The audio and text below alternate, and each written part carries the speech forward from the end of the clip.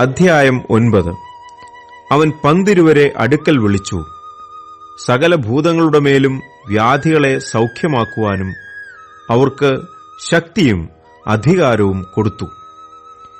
ദൈവരാജ്യം പ്രസംഗിപ്പാനും രോഗികൾക്ക് സൗഖ്യം വരുത്തുവാനും അവരെ അയച്ചു പറഞ്ഞത്, വഴിക്ക് വടിയും പൊക്കണവും അപ്പവും പണവും ഒന്നും എടുക്കരുത്, 2 ഉടുപ്പുമരുത്.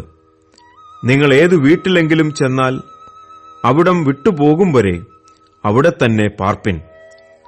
ആരെങ്കിലും നിങ്ങളെ കൈക്കൊള്ളാതിരുന്നാൽ ആ പട്ടണം വിട്ട് അവരുടെ നേരെ സാക്ഷ്യത്തിനായി നിങ്ങളുടെ കാലിൽ നിന്ന് പൊടി തട്ടിക്കളവിൻ.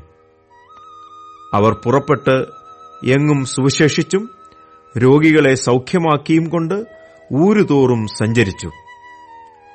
സംഭവിക്കുന്നതെല്ലാം ഇടപ്രഭുവായ ഹെരോദാവ് കേട്ടു. യോഹന്നാൻ മരിച്ചവരിൽ നിന്ന് ഉയർത്തെഴുന്നേറ്റു എന്ന് ചിലരും, ഏലിയാവ് പ്രത്യക്ഷനായി എന്ന് ചിലരും, പുരാതന പ്രവാചകന്മാരിൽ ഒരുത്തൻ ഉയർത്തെഴുന്നേറ്റു എന്ന് മറ്റു ചിലരും പറകൊണ്ട് ഹെരോദാവ് ചഞ്ചലിച്ചു.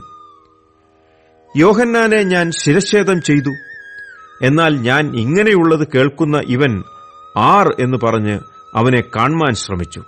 അപ്പൊസ്തലന്മാർ മടങ്ങിവന്നിട്ട് തങ്ങൾ ചെയ്തതൊക്കെയും അവനോടറിയിച്ചു. അവനവരെ കൂട്ടിക്കൊണ്ട് ബെത്സയിദ എന്ന പട്ടണത്തിലേക്ക് തനിച്ച് വാങ്ങിപ്പോയി. അത് പുരുഷാരമറിഞ്ഞ് അവനെ പിന്തുടർന്നു. അവനവരെ കൈക്കൊണ്ടു ദൈവരാജ്യത്തെക്കുറിച്ച് അവരോട് സംസാരിക്കുകയും രോഗശാന്തി വേണ്ടിയവരെ സൗഖ്യമാക്കുകയും ചെയ്തു.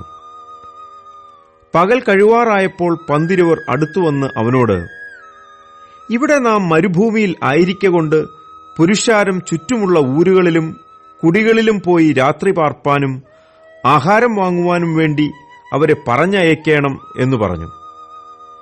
അവനവരോട്, നിങ്ങൾ തന്നെ അവർക്ക് ഭക്ഷിപ്പാൻ കൊടുപ്പിൻ എന്ന് പറഞ്ഞതിന്, 5 അപ്പവും 2 മീനുമല്ലാതെ അധികം ഞങ്ങളുടെ പക്കലില്ല. ഞങ്ങൾ പോയി ഈ സകല ജനത്തിനും വേണ്ടി ഭോജ്യങ്ങൾ കൊള്ളേണമോ എന്ന് അവർ പറഞ്ഞു. ഏകദേശം 5000 പുരുഷന്മാർ ഉണ്ടായിരുന്നു. പിന്നെ അവൻ തന്റെ ശിഷ്യന്മാരോട്, അവരെ 50 വീതം പന്തി പന്തിയായി ഇരുത്തുവിൻ എന്ന് പറഞ്ഞു. അവർ അങ്ങനെ ചെയ്ത് എല്ലാവരെയും ഇരുത്തി.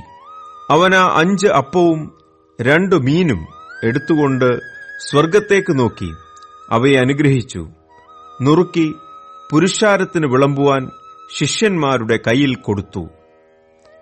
എല്ലാവരും തിന്ന് തൃപ്തരായി. ശേഷിച്ച കഷണം 12 കുട്ടയെടുത്തു. അവൻ തനിച്ച് പ്രാർത്ഥിച്ചുകൊണ്ടിരിക്കുമ്പോൾ ശിഷ്യന്മാർ കൂടെ ഉണ്ടായിരുന്നു. അവൻ അവരോട്, പുരുഷാരം എന്നെ ആരെന്ന് പറയുന്നു എന്ന് ചോദിച്ചു. യോഹന്നാൻ സ്നാപകനെന്നും ചിലർ, ഏലിയാവെന്നും മറ്റു ചിലർ, പുരാതന പ്രവാചകന്മാരിൽ ഒരുത്തൻ ഉയർത്തെഴുന്നേറ്റു എന്നും പറയുന്നു എന്ന് അവർ ഉത്തരം പറഞ്ഞു. അവൻ അവരോട്, എന്നാൽ നിങ്ങൾ എന്നെ ആരെന്ന് പറയുന്നു എന്ന് ചോദിച്ചതിന്, ദൈവത്തിന്റെ ക്രിസ്തു എന്ന് പത്രോസ് ഉത്തരം പറഞ്ഞു. ഇതാരോടും പറയരുതെന്ന് അവൻ അവരോട് അമർച്ചയായിട്ട് കൽപ്പിച്ചു.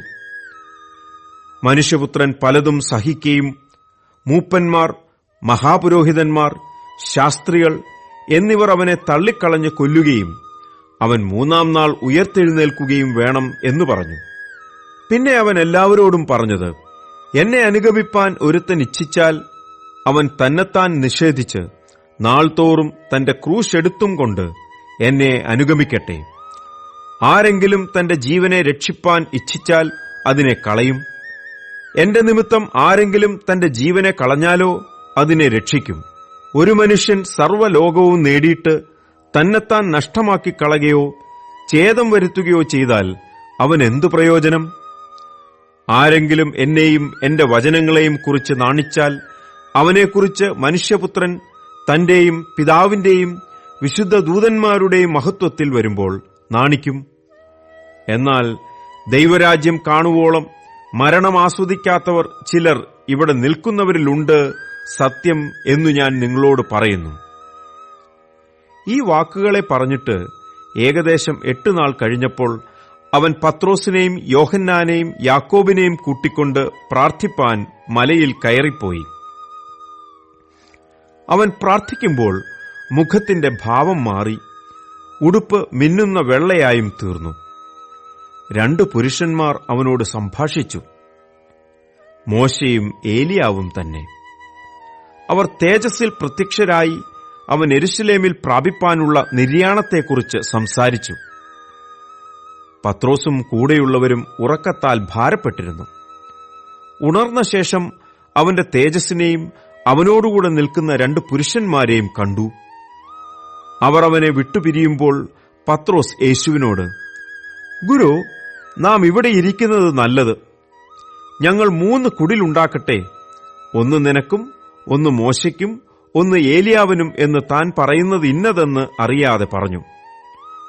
ഇത് പറയുമ്പോൾ ഒരു മേഘം വന്ന് അവരുടെ മേൽ നിഴലിട്ടു. അവർ മേഘത്തിലായപ്പോൾ പേടിച്ചു. മേഘത്തിൽ നിന്ന്, ഇവൻ എന്റെ പ്രിയപുത്രൻ, ഇവന് ചെവി കൊടുപ്പീൻ എന്ന് ഒരു ശബ്ദമുണ്ടായി. ശബ്ദമുണ്ടായ നേരത്ത് യേശുവിനെ തനിയെ കണ്ടു. അവർ കണ്ടതൊന്നും ആ നാളുകളിൽ ആരോടും അറിയിക്കാതെ മൗനമായിരുന്നു. പിറ്റേന്നാൾ അവർ മലയിൽ നിന്ന് ഇറങ്ങി വന്നപ്പോൾ ബഹുപുരുഷാരം അവനെ എതിരേറ്റു. കൂട്ടത്തിൽ നിന്ന് ഒരാൾ നിലവിളിച്ചു, ഗുരു, എന്റെ മകനെ കടാക്ഷിക്കണമെന്ന് ഞാൻ നിന്നോട് അപേക്ഷിക്കുന്നു. അവൻ എനിക്ക് ഏകജാതനാകുന്നു. ഒരാത്മാവ് അവനെ പിടിച്ചിട്ട് അവൻ പൊടുന്നനവേ നിലവിളിക്കുന്നു. അതവനെ നുരപ്പിച്ച് പിടപ്പിക്കുന്നു. പിന്നെ അവനെ ഞെരിച്ചിട്ട് പ്രയാസത്തോടെ വിട്ടുമാറുന്നു. അതിനെ പുറത്താക്കുവാൻ നിന്റെ ശിഷ്യന്മാരോട് അപേക്ഷിച്ചുവെങ്കിലും അവർക്ക് കഴിഞ്ഞില്ല എന്ന് പറഞ്ഞു. അതിന് യേശു, അവിശ്വാസവും കോട്ടവുമുള്ള തലമുറയെ, എത്രത്തോളം ഞാൻ നിങ്ങളോടുകൂടെ ഇരുന്ന് നിങ്ങളെ സഹിക്കും? നിന്റെ മകനെ ഇവിടെ കൊണ്ടുവരിക എന്നുത്തരം പറഞ്ഞു. അവൻ വരുമ്പോൾ തന്നെ ഭൂതം അവനെ തള്ളിയിട്ട് പിടപ്പിച്ചു. യേശു അശുദ്ധാത്മാവിനെ ശാസിച്ചു, ബാലനെ സൗഖ്യമാക്കി അപ്പനെ ഏൽപ്പിച്ചു. എല്ലാവരും ദൈവത്തിന്റെ മഹിമയിങ്കൽ വിസ്മയിച്ചു. യേശു ചെയ്യുന്നതിലൊക്കെയും എല്ലാവരും ആശ്ചര്യപ്പെടുമ്പോൾ അവൻ തന്റെ ശിഷ്യന്മാരോട്, നിങ്ങൾ ഈ വാക്ക് ശ്രദ്ധിച്ച് കേട്ടുകൊള്ളുവിൻ. മനുഷ്യപുത്രൻ മനുഷ്യരുടെ കയ്യിൽ ഏൽപ്പിക്കപ്പെടുവാൻ പോകുന്നു എന്ന് പറഞ്ഞു. ആ വാക്ക് അവർ ഗ്രഹിച്ചില്ല. അത് തിരിച്ചറിയാതെ വണ്ണം അവർക്ക് മറഞ്ഞിരുന്നു. ആ വാക്ക് സംബന്ധിച്ച് അവനോട് ചോദിപ്പാൻ അവർ ശങ്കിച്ചു. അവരിൽ വെച്ച് ആർ വലിയവനെന്ന് ഒരു വാദം അവരുടെ ഇടയിൽ നടന്നു. യേശു അവരുടെ ഹൃദയവിചാരം കണ്ട് ഒരു ശിശുവിനെ എടുത്ത് അരികെ നിർത്തി. ഈ ശിശുവിനെ എന്റെ നാമത്തിൽ ആരെങ്കിലും കൈക്കൊണ്ടാൽ എന്നെ കൈക്കൊള്ളുന്നു. എന്നെ കൈക്കൊള്ളുന്നവനോ എന്നെ അയച്ചവനെ കൈക്കൊള്ളുന്നു. നിങ്ങളെല്ലാവരിലും ചെറിയവനായവൻ അത്രേ വലിയവനാകും എന്ന് അവരോട് പറഞ്ഞു. നാഥ, ഒരുത്തൻ നിന്റെ നാമത്തിൽ ഭൂതങ്ങളെ പുറത്താക്കുന്നത് ഞങ്ങൾ കണ്ടു. ഞങ്ങളോടുകൂടെ നിന്നെ അനുഗമിക്കായികയാൽ അവനെ വിരോധിച്ചു എന്ന് യോഹന്നാൻ പറഞ്ഞതിന് യേശു അവനോട്, വിരോധിക്കരുത്. നിങ്ങൾക്ക് പ്രതികൂലമല്ലാത്തവൻ നിങ്ങൾക്ക് അനുകൂലമല്ലോ എന്ന് പറഞ്ഞു. അവന്റെ ആരോഹണത്തിനുള്ള കാലം തികയാറായപ്പോൾ അവൻ യെരൂശലേമിലേക്ക് യാത്രയാവാൻ മനസ്സുറപ്പിച്ച് തനിക്കു മുമ്പായി ദൂതന്മാരെ അയച്ചു. അവർ പോയി അവനായി വട്ടം കൂട്ടേണ്ടതിന് ശമര്യരുടെ ഒരു ഗ്രാമത്തിൽ ചെന്നു. എന്നാൽ അവൻ യെരൂശലേമിലേക്ക് പോകുവാൻ ഭാവിച്ചിരിക്കയാൽ അവർ അവനെ കൈക്കൊണ്ടില്ല. അതവന്റെ ശിഷ്യന്മാരായ യാക്കോബും യോഹന്നാനും കണ്ടിട്ട്, കർത്താവേ, ഏലിയാവ് ചെയ്തതുപോലെ ആകാശത്തുനിന്ന് തീയിറങ്ങി അവരെ നശിപ്പിപ്പാൻ ഞങ്ങൾ പറയുന്നത് നിനക്ക് സമ്മതമോ എന്ന് ചോദിച്ചു. അവൻ തിരിഞ്ഞ് അവരെ ശാസിച്ചു, നിങ്ങൾ ഏതാത്മാവിന് അധീനർ എന്ന് നിങ്ങൾ അറിയുന്നില്ല. മനുഷ്യപുത്രൻ മനുഷ്യരുടെ പ്രാണങ്ങളെ നശിപ്പിപ്പാനല്ല, രക്ഷിപ്പാനത്രേ വന്നത് എന്ന് പറഞ്ഞു. അവർ വേറൊരു ഗ്രാമത്തിലേക്ക് പോയി. അവർ വഴി പോകുമ്പോൾ ഒരുത്തൻ അവനോട്, നീ എവിടെ പോയാലും ഞാൻ നിന്നെ അനുഗമിക്കാം എന്ന് പറഞ്ഞു. യേശു അവനോട്, കുറുനരികൾക്ക് കുഴിയും ആകാശത്തിലെ പറവജാതിക്ക് കൂടുമുണ്ട്, മനുഷ്യപുത്രനോ തലചായ്പാൻ സ്ഥലമില്ല എന്ന് പറഞ്ഞു. വേറൊരുത്തനോട്, എന്നെ അനുഗമിക്ക എന്ന് പറഞ്ഞാറേ അവൻ, ഞാൻ മുമ്പേ പോയി എന്റെ അപ്പനെ കുഴിച്ചിടുവാൻ അനുവാദം തരേണം എന്ന് പറഞ്ഞു. അവൻ അവനോട്, മരിച്ചവർ തങ്ങളുടെ മരിച്ചവരെ കുഴിച്ചിടട്ടെ, നീയോ പോയി ദൈവരാജ്യം അറിയിക്ക എന്ന് പറഞ്ഞു. മറ്റൊരുത്തൻ, കർത്താവേ, ഞാൻ നിന്നെ അനുഗമിക്കാം, ആദ്യം എന്റെ വീട്ടിലുള്ളവരോട് യാത്ര പറവാൻ അനുവാദം തരേണം എന്ന് പറഞ്ഞു. യേശു അവനോട്, കലപ്പയ്ക്ക് കൈവച്ച ശേഷം പുറകോട്ട് നോക്കുന്നവനാരും ദൈവരാജ്യത്തിന് കൊള്ളാകുന്നവനല്ല എന്ന് പറഞ്ഞു.